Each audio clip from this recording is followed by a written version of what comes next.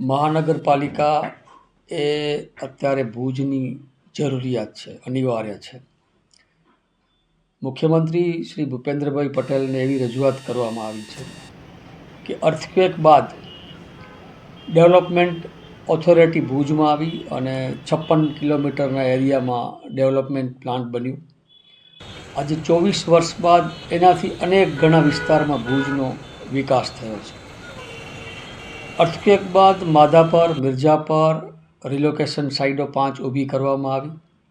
આજે માધાપર, મિર્જાપર, પાલારા, રતિયા, સુખપર અને કુકમા સુધી ભુજોડી બધો જ વિસ્તાર સુધી ભુજ એકમેક થઈ ગયું છે.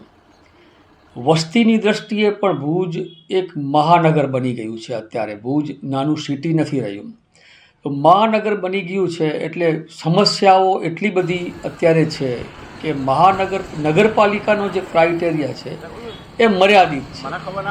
એટલે એ મર્યાદિત ક્રાઇટેરિયાના કારણે ભુજની સમસ્યાઓનું નિરાકરણ થતું નથી.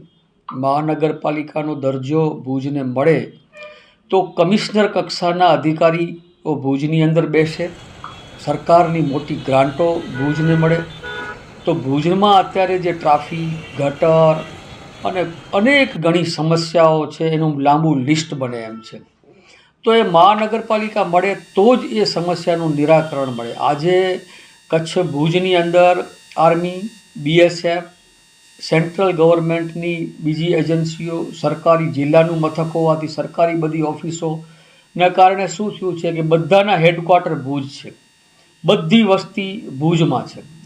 જિલ્લાનું મથક હોવાથી પશ્ચિમ કચ્છના લોકો, આજે ગામડાના લોકો પણ ભુજ તરફ ધંધા રોજગાર માટે આવે છે અને અહીં વસવાટ કરે છે.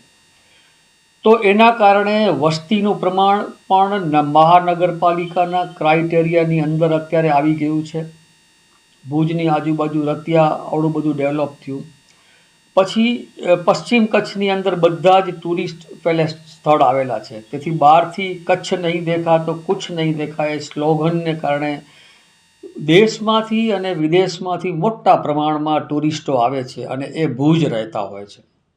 ભુજથી જ બધા સ્થળે જતા હોય છે અને અત્યારે 6 મહિના એ ટુરિસ્ટોની પણ મોટા પ્રમાણમાં તમે જોશો લાખોના હિસાબે ટુરિસ્ટો આવે છે. તો પરિસ્થિતિ શું થાય છે કે ભુજના બાગ, બગીચા, રસ્તા, ટ્રાફિક, રેલવે, ગટર એટલી બધી ગંદકી હોય છે કે જ્યારે એ પાછા ફરે છે ત્યારે એક ખરાબ છાપ લઈને ભુજની જતા હોય છે. તો અમારી એવી માંગણી છે કે હવે ભુજનું ડેવલપમેન્ટ અને વિકાસ તો જ શક્ય છે કે ભુજને મહાનગરપાલિકા મળે અને એ સમયની માંગ છે.